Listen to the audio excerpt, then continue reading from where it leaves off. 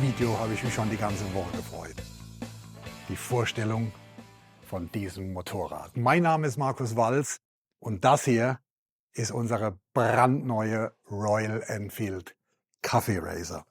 Ihr habt es im Vorfeld sicherlich schon verfolgt bei uns auf YouTube, als wir das Konzept angekündigt hatten. Und das ist jetzt tatsächlich das erste serienreife Motorrad, so wie wir sie auch bauen werden. Das ist übrigens die Nummer 2, seht ihr übrigens hier auch an den Produktionsplaketten, die jedes Motorrad von uns erhält.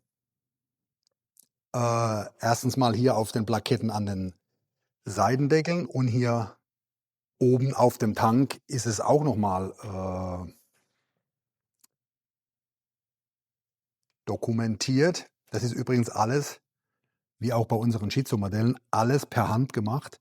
Die ganzen Linierungen sind alle handliniert. Wie gesagt, ähnlich wie bei unseren Shih-Tzu-Modellen. Wie gesagt, das ist hier noch ein Fahrzeug aus der First Edition. Davon bauen wir 36 Stück, die leider oder Gott sei Dank alle schon verkauft sind. Wir sind jetzt mittlerweile schon bei der, wo sind wir, Marlene? Mai 2027. Und die Fahrzeuge werden alle diese Plaketten und diese Nummerierung bekommen. Nur fällt halt da die 36 weg.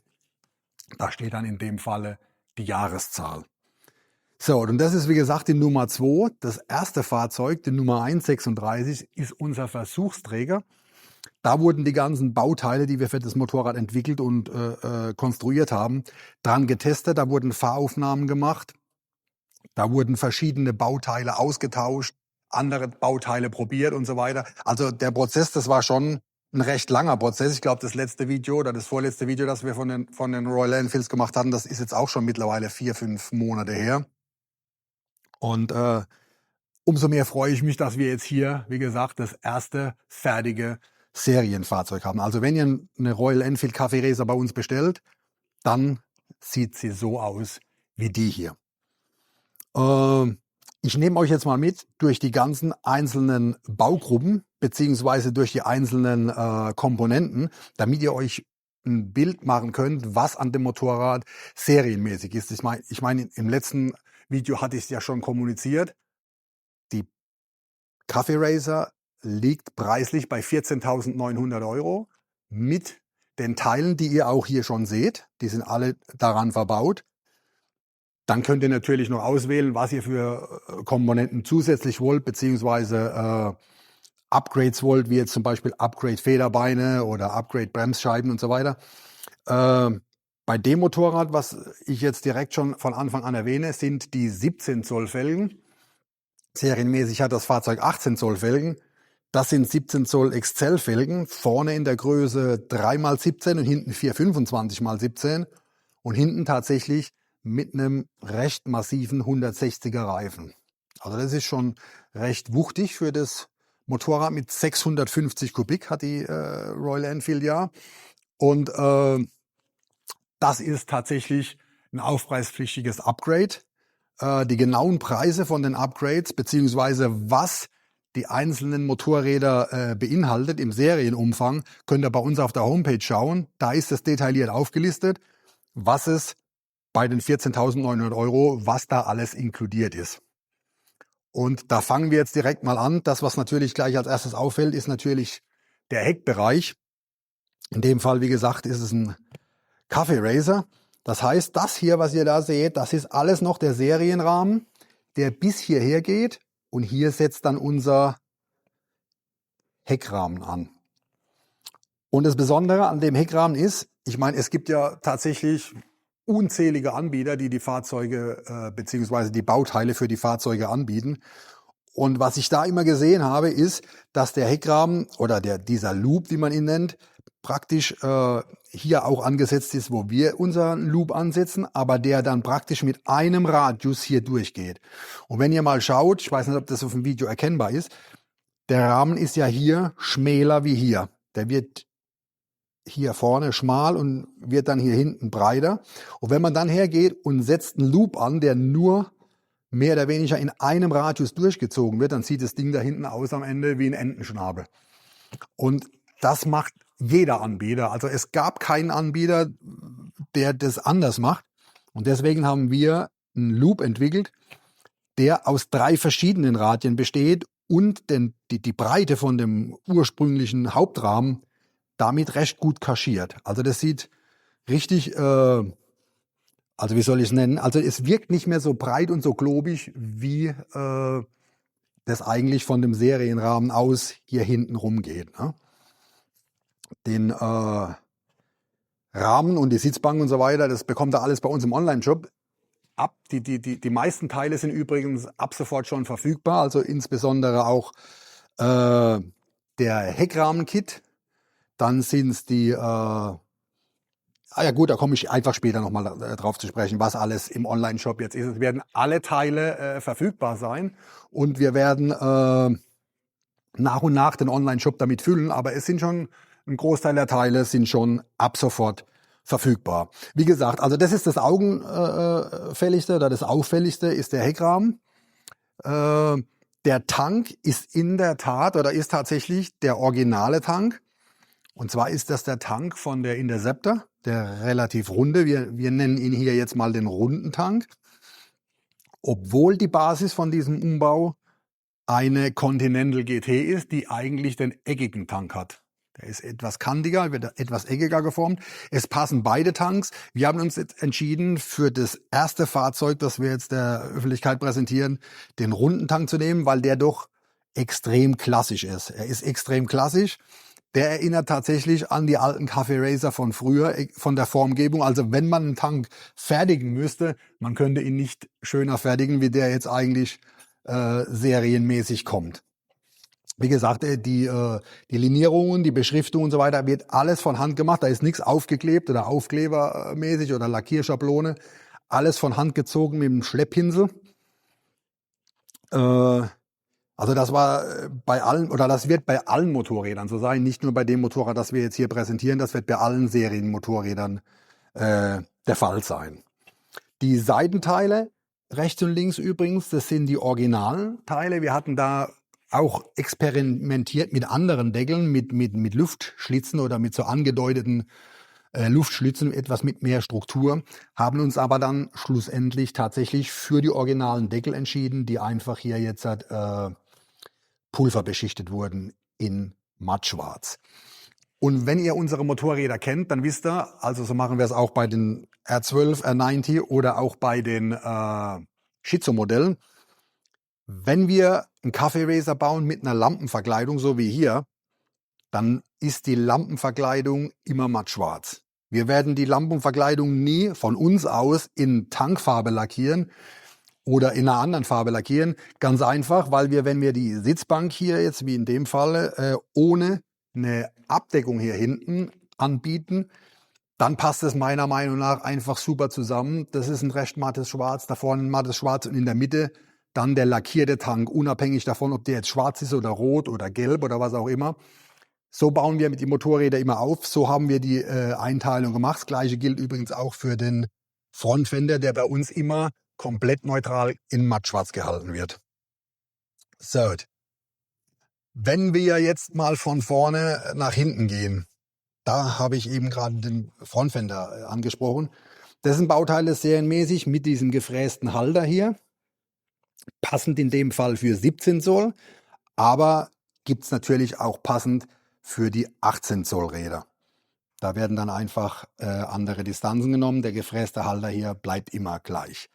Die Gabel hier in dem Bereich, die ist jetzt um 50 mm gekürzt und ist mit einem YSS Gabel Upgrade Kit versehen mit progressiven Federn. Das funktioniert super, auch von der Gabeltieferlegung. Also da ist noch ordentlich Restfederweg da. Übrigens, das Fahrzeug war letzten Montag bei der Redaktion Custom Bike. Da gibt es in der nächsten Ausgabe einen ausführlichen Testbericht zu dem Motorrad. Also der Redakteur, der mit dem Motorrad gefahren ist, der ist knapp 100 Kilometer mit dem Ding gefahren. Der war schon schwer begeistert und ich konnte auch verstehen, warum, weil als ich das erste Mal mit dem Ding gefahren bin, also speziell jetzt auch was die 17 Zoll Räder betrifft, da hat man ja natürlich auch jetzt, was die Motorleistung betrifft, nicht jetzt unbedingt die höchsten Erwartungen mit 50 PS. Aber aufgrund der Auspuffanlage, wir haben auch die Übersetzung geändert und so weiter, fühlt sich das wirklich mehr als 50 PS. Also da übertreibe ich nicht. Natürlich haben wir auch Gewicht eingespart. Das Motorrad wiegt serienmäßig 215 Kilo, so um den Dreh. Und wir sind jetzt ungefähr bei 190 Kilo fahrfertig. Also das sind ungefähr 25 Kilo. Alleine schon durch die Auspuffanlage haben wir da richtig Kilos weggenommen. Aber wenn ihr wollt, könnt ihr das natürlich alles selbst erfahren, weil sobald wir die ersten fertigen Motorräder da haben für die Kunden und genug Zeit haben, dass wir Fahrzeuge für unseren Ausstellungsraum bauen können, könnt ihr mit den Motorrädern jederzeit auch Probe fahren, so wie mit unseren Shizus auch. Wie gesagt, das ist jetzt eine Cafe Racer. Kurze Infos noch dazu. Es wird eine Scrambler geben und es gibt noch eine Roadster. Beide Fahrzeuge werden noch im nächsten Monat fertig sein. Und für alle, die auf die Custom Bike nach Bad Salzuflen gehen dieses Jahr, wir werden dort einen Stand haben und werden alle 3 fertigen Fahrzeuge dort präsentieren, haben natürlich auch unsere Shizus dabei und so weiter. Aber wir werden alle 3 Royal Enfields dabei haben. Die könnt ihr euch dort alle in Ruhe anschauen. Speziell die Kunden, die aus dem Norden kommen und nicht extra dafür in den Süden nach Hockenheim fahren möchten. So, also wie gesagt, das war jetzt die Gabel. Das, was ich jetzt gesagt habe, ist alles Serienstand. Das heißt, alle Motorräder für den von mir genannten Preis haben dieses Upgrade-Kit schon verbaut. Also die Fahrwerkskomponenten, das ist ja eigentlich das Wichtigste, was Fahrspaß definiert beim Motorrad. Fahrwerkskomponenten, und das ist in dem Fall die Gabel mit diesem YSS Gabel Upgrade Kit, der oben hier jetzt auch noch die Federvorspannung, Möglichkeiten für die Federvorspannung hat, rechts und links, so dass man die auf die eigene Gewichtsklasse oder auf die eigenen Vorlieben entsprechend abstimmen kann. Hier hinten, da ist jetzt in dem Falle auch ein YSS-Federbein verbaut. In dem Fall das High-End mit dem speziellen Ausgleichsbehälter.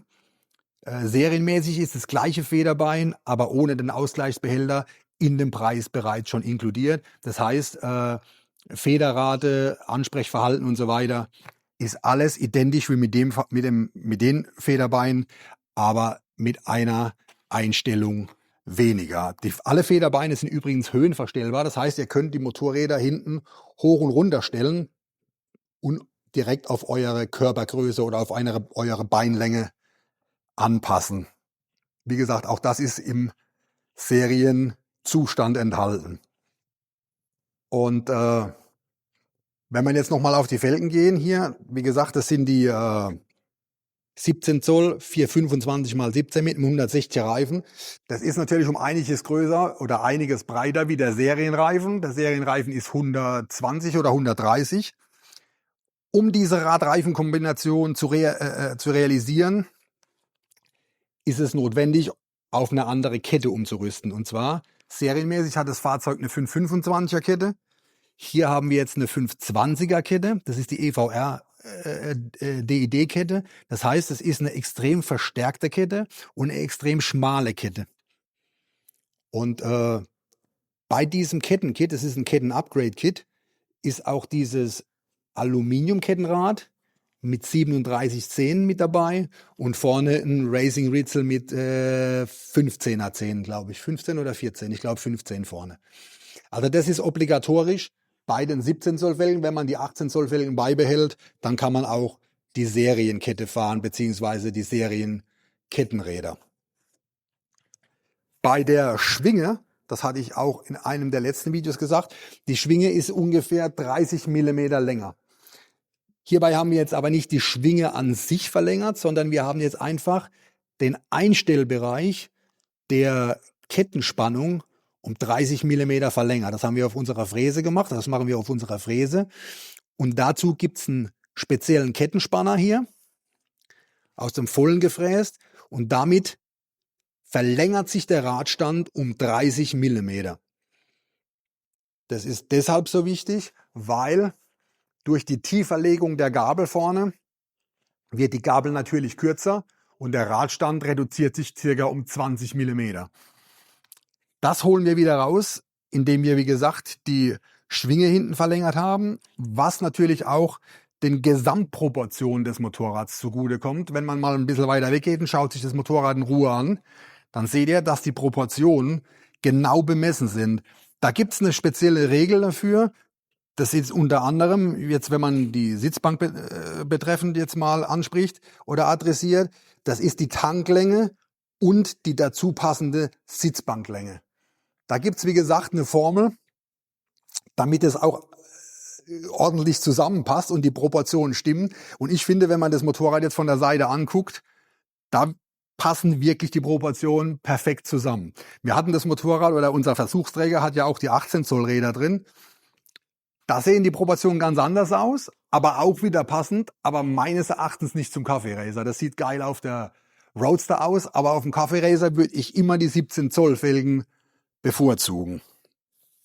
Und deswegen also die bereits verkauften 36 Motorräder, ich glaube, bis auf 2 oder 3 Ausnahmen hat jeder einen 17 Zoll Radsatz mitbestellt. Beim Cafe Racer natürlich obligatorisch der Stummlenker und die dazu passende Gabelbrücke. Das ist die Gabelbrücke an sich ist immer die gleiche Gabelbrücke bei allen Modellen, also bei der Roadster und bei der Cafe Racer. Lediglich die Scrambler hat eine andere Gabelbrücke, weil da auch ein anderes Instrument verbaut ist. Das kleine Moto Gadget Instrument, das man hier unten sieht, das ist auch Bestandteil der Serienausstattung und ist bei jedem Motorrad mit dabei. Gleiches gilt auch für die Hebel, die stufenlos in der Griffweite verstellbar sind. Und natürlich unsere Walzwerk-Lenkergewichte. Ich hatte es vorhin schon angesprochen, die kleine Verkleidung hier ist auch ein speziell angefertigtes Produkt, speziell für die Royal Enfield Cafe Racer, die wir hier angepasst haben, damit es so dicht wie möglich an dem Motorrad und so tief wie möglich an dem Motorrad ist. Und passend dazu ein 5,75 Zoll LED-Scheinwerfer. Die Lampenmaske ist ein aufpreispflichtiges Extra, aber der Scheinwerfer ist serienmäßig bei dem Motorrad, beziehungsweise serienmäßig ist ein H4-Scheinwerfer, aber bei unseren Modellen sind die LED-Scheinwerfer Serie. Was ich auch in einem der letzten Videos schon angesprochen habe, sind die Kleinigkeiten oder die kleinen Details, über die sich eigentlich keiner Gedanken gemacht hat. Wie gesagt, ich habe lange recherchiert im Internet. Also ich glaube, es gibt mittlerweile 40 oder 50 Anbieter, die nur Bauteile für die Royal Enfield anbieten. Aber das, was es da zu kaufen gibt, ich weiß nicht. Also ich wäre damit nicht zufrieden. Ich würde damit mein Motorrad nicht umbauen. Deswegen haben wir uns auch über die Kleinigkeiten Gedanken gemacht. Allem voran, wenn man das Motorrad sich mal serienmäßig anschaut und den wunderschönen Tank anschaut, dann sieht man, dass serienmäßig diese Linie hier mit dem Tank überhaupt nicht übereinstimmt. Wir haben einen sogenannten Tanklinien-Korrekturkit entwickelt, der den Tank vorne etwas anhebt. Das geschieht mit Exzendern, die auf die originale Aufnahme der Tankaufnahme kommen und die sich dann mit einem Exzender den Tank in der Höhe variieren lassen. Also hier kann man es ganz schön sehen, da passt die Linie schon richtig perfekt. Jetzt, wenn man von der Seite schaut, das kann man bei allen Modellen machen und auch bei allen Tankformen und gibt es natürlich auch dann in unserem Online-Shop. Auch das ist ein Bauteil, das es mittlerweile schon gibt. Dann das serienmäßige Schloss sitzt ja vorne auf der Gabelbrücke. Wenn man das etwas minimalistischer haben möchte, das ist ja ein Riesenschloss, das Ding wiegt, glaube ich, 3 Kilo. Wenn man das etwas minimalistischer vorne haben möchte, dann kommt man um ein Tacho oder um ein Zündschlossversatzkit nicht drumherum. In dem Fall haben wir das Zündschloss hier nach unten versetzt, unterhalb dieser Einspritzanlagenabdeckung. Da kommt dann auch praktisch dann später der Schlüssel rein und ist recht sauber verdeckt, überhaupt nicht auffällig. In dem Falle muss ich dazu sagen, wenn man das Serienschloss entfernt, das Serienzündschloss, dann entfällt natürlich auch das Lenkradschloss. Aber wie wir alle wissen, ein Lenkradschloss ist praktisch überhaupt kein Schloss, Weil einmal so gemacht, einmal gerückelt, dann kracht das Ding ab. In dem Falle, wenn man das Zündschloss nach unten versetzt und das Lenkradschloss ausbaut, dann gibt der Gesetzgeber vor, muss man ein loses Schloss mit dazu beitragen, am Motorrad haben. In dem Fall, bei uns ist es ein Bremsscheibenschloss, das über die Bremsscheibe eine Diebstahlsicherung darstellt. Und das ist eigentlich ein viel effektiverer Diebstahlschutz, wie jetzt beispielsweise dieses Lenkradschloss. Wie gesagt, das war jetzt hier das Zündschloss hier unten. Und wenn man auch mal schaut, hier vorne, das ist der Ölkühler. Der sitzt serienmäßig da, wo er jetzt sitzt. Aber bei der Serie sitzt der nach vorne abgewinkelt. Das heißt, der Spalt, der hier zwischen Rahmen und Ölkühler läuft, der ist einfach nicht homogen. Hier haben wir Abhilfe geschaffen und haben einen neuen Halter entworfen hier oben, den wir komplett auch mit dem Edelstahlschraubensatz vertreiben oder verschicken. Und damit könnt ihr den Ölkühler parallel zu dem Rahmenrohr hier ausrichten. Das ist ein kleines Detail, kostet auch nicht die Welt, aber es ist halt was, wo man, oder zumindest wo ich sehe, wenn ich mir ein Motorrad anschaue. Gleiches gilt übrigens für die Hupen. Die Hupen sitzen serienmäßig hier. Hier sitzen die Hupen vor dem Motor, nehmen auch noch eigentlich die wertvolle Kühlluft weg. Unser Hupenversatzkit verlegt die Hupen unter den Tank. Vielleicht kann man es hier gut erkennen. Die sitzen dann unter dem Tank und sind eigentlich aus dem Sichtbereich. Also auch ein kleines Detail. Das sind ein paar Halter und schon ist es vorne am Motor richtig aufgeräumt. So, dann kommen wir zur Auspuffanlage. Und wir hatten ursprünglich geplant, als wir uns als wir das Konzept oder ich das Konzept ins Leben gerufen habe, dass wir die Auspuffanlage in mehreren Ausführungen anbieten. Einmal in einer kurzen Ausführung und einmal in anderen Anführungszeichen in einer langen Ausführung. Das hier ist jetzt die lange Ausführung. Da haben wir einen Hersteller gefunden, der für uns diese Schalldämpfer anbietet. Die Krümmer entstehen bei uns im Haus. Und hier, wenn ihr das mal vergleicht mit der Serienkrümmeranlage, unsere Krümmeranlage hier verläuft parallel mit diesem vorderen Unterzug. Original geht der Krümmer hier vor und geht dann so zurück. Und dieses Rohr hier unten, das läuft auch, Gott weiß in welcher Linie, aber nicht mit dem Rahmenunterzug. Und das ist das, so wie es eigentlich gehört.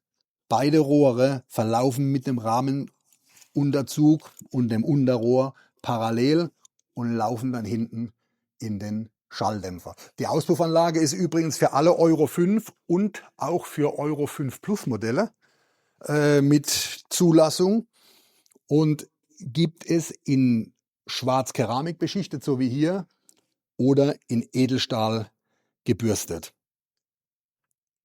Aber jetzt nochmal, auf die kurze Anlage zurückzukommen. Die war ja geplant, dass der Schalldämpfer, so wie wir es auch an den Shizu verbaut haben, dass der Schalldämpfer hier unten sitzt. Also der Krümmer hier geht hier runter und hier vorne sitzt der Schalldämpfer. Das war auch so in Planung. Aber die ersten Motorräder, die bestellt wurden, beziehungsweise die 36 Motorräder aus der ersten Serie, aus der First Edition, wurden allesamt ohne Ausnahme mit dieser Auspuffanlage bestellt. Grund für uns, jetzt vorab mal nur diese Auspuffanlage anzubieten. Ob wir die anderen noch zusätzlich anbieten, da werden wir uns noch beraten intern. Was ich dazu sagen kann, die Scrambler wird eine 2-in-1 Auspuffanlage haben. Das hat sie ja auch serienmäßig. Und wir haben dafür einen gleichen Schalldämpfer wie hier als 2-in-1 Anlage. Gibt es auch in Schwarz und in Edelstahl gebürstet. Werdet ihr sehen, weil die Scrambler ist tatsächlich das nächste Modell, das jetzt von uns fertig gemacht wird. Was an dem Motorrad noch anders ist als bei den Serienmotorrädern, das sind die Bremssättel. Also die Bremssättel an sich sind die gleichen, aber diese hier sind schwarz-pulver beschichtet. Original sind die Bremssättel Gold. Bei dem Motorrad haben wir es jetzt schwarz gemacht. Können wir auch bei den Kundenmotorrädern machen, aber das wäre dann ein kostenpflichtiges Upgrade. Third. Habe ich irgendwas noch vergessen, Marlene? Ich meine, soweit passt alles. Soweit passt alles. Also wie gesagt, die ersten Serienmotorräder werden nächsten Monat ausgeliefert, wenn ich darüber recht informiert bin. Bei einer Bestellung sind wir bei Mai 2027, also tatsächlich noch fast ein Jahr vor einer Shitzo. Ganz einfach natürlich, weil der Umfang beziehungsweise der Aufbau von dem Motorrad nicht so einen Umfang darstellt wie jetzt eine Shitzo, wo Motorgetriebe, Hinterachsgetriebe, Bremsanlage im Prinzip eine komplette Restauration in Anspruch nimmt. Das ist bei dem Motorrad natürlich nicht, weil die Motorräder sind alles fabrikneue Fahrzeuge, die von uns dann umgebaut werden. Das Motorrad hat, so wie es da steht, auch TÜV. Und wie vorhin schon oder eingangs schon erwähnt, die Räder sind bei dem Motorrad ein Upgrade und die Räder gibt es tatsächlich in verschiedenen Farben. Das ist jetzt Gold, gibt es natürlich noch in Schwarz und richtig geil in Rot und in Blau. Also da sind richtig coole Farbkombinationen möglich, wenn man da jetzt mit der Tanklackierung spielt. Aber das werdet ihr sehen, die nächsten Motorräder, die werden schon ein bisschen farbenfroher wie das hier. Das ist ja ein klassisches Schwarz-Gold-Thema. Und wir hatten das Fahrzeug, also das wurde Ende letzter Woche fertig. Und Montag war es beim Kastenbike Verlag für den Testbericht. Und seitdem hatten wir das Motorrad jetzt eine Woche hier im Ausstellungsraum stehen und hatten da dann auch schon die ersten Kundentermine für Fahrzeugbestellungen für 2027. Da haben sich das Fahrzeug angeguckt und also ganz ehrlich, ich saß auch vorhin, wie der Nils jetzt hier vorhin die ganze Zeit fotografiert hat, saß ich hier vorne an der Couch und hab mir das Fahrzeug angeguckt. Also ich glaube, klassischer und zeitloser geht's jetzt wirklich nicht mehr, was den ganzen Stil von dem Motorrad anbetrifft. Ne? Also die Shitzo Cafe Racer sind natürlich auch cool. Mit dem Boxermotor haben auch einen absoluten Stellenwert, was das betrifft. Oder einen einzigartigen Stellenwert. Aber ist natürlich eine ganz andere Preiskategorie wie das hier. Und das ist der große Unterschied. Und das war ja natürlich auch die Initialzündung beziehungsweise der Beweggrund, so ein Projekt ins Leben zu rufen. Denn wir reden hier tatsächlich von der Hälfte, was eine Shitzo kostet. Ist einfach der Arbeitszeit geschuldet, die man bei einer Shitzo veranschlagt oder braucht, um das Motorrad in den Zustand zu bringen, so wie wir sie vertreiben. Das sind ja im Prinzip Neufahrzeuge mit einer alten Zulassung. Und hier haben wir tatsächlich ein Neufahrzeug, das wirklich auf klassisch gemacht ist mit dem luftgekühlten, tollen Twin 650 Kubik. Und wie vorhin schon angesprochen, wer da Bedenken hat mit den 50 PS, dass das zu wenig ist, den lade ich gerne, wie gesagt, zu einer Probefahrt ein. Und ihr werdet mir zu 100% beipflichten, dass die Leistung absolut ausreichend ist für das, was man mit so einem Motorrad machen möchte. Und wenn man jetzt sich für die 17 Zoll Felgen entscheidet, so wie hier mit dieser Pirelli Mutant Bereifung, so nennt sich der Reifenhersteller, das ist wirklich, da fährt man wie mit einem Sportmotorrad, speziell mit dem Cafe Racer. Ne? Also das ist tatsächlich ein ganz anderes Fahrerlebnis wie mit den Serienrädern. Also das könnt ihr euch, fahrt einfach mal eine normale Royal Enfield Probe beim Royal Enfield Händler und dann kommt gerne vorbei und fahrt mal so ein Ding Probe. Das ist überhaupt kein Vergleich. Ich habe gerade gesagt, Pirelli Mutant, das sind aber Dunlop. Das sind keine Pirelli-Reifen, das sind Dunlop-Reifen, sehe ich. Und bei der 17 Zoll Auswahl, beziehungsweise bei der Größenauswahl, ich glaube hinten sind es 160/70, wenn ich mich recht erinnere.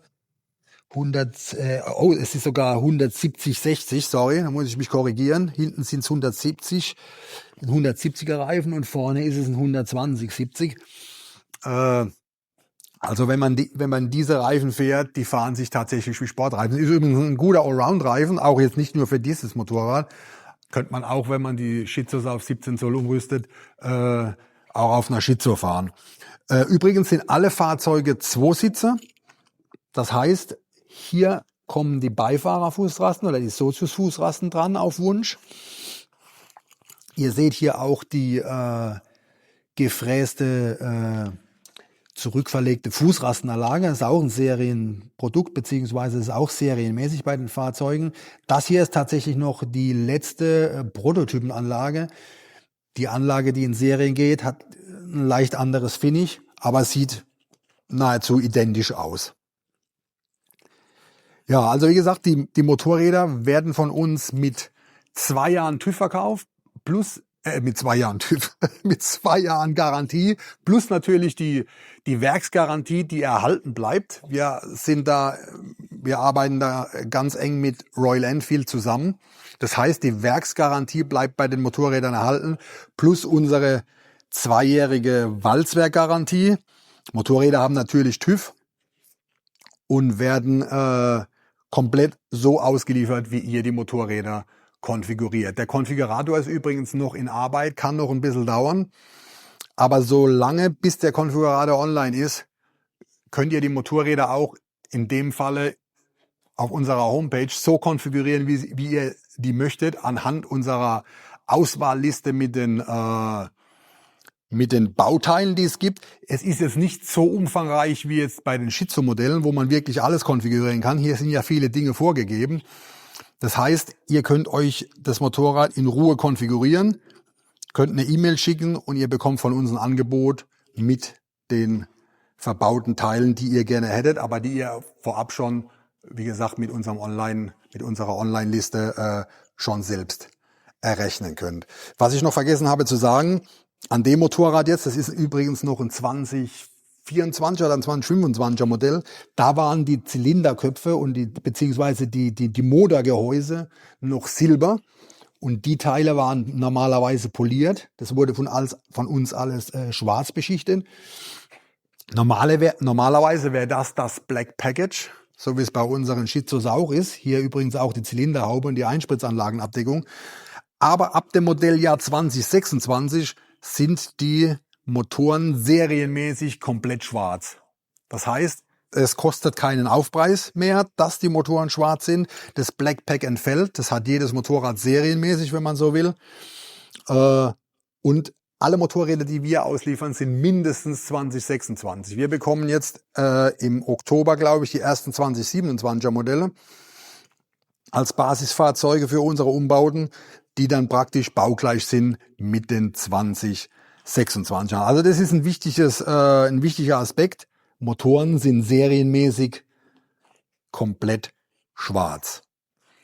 Die Teile, hatte ich vorhin schon gesagt, ein Großteil davon sind schon im Online-Shop jetzt. Das, was, glaube ich, noch fehlt, ist die Gabelbrücke und die Fußrasten unter anderem. Wird aber jetzt in den nächsten Tagen... Bitte?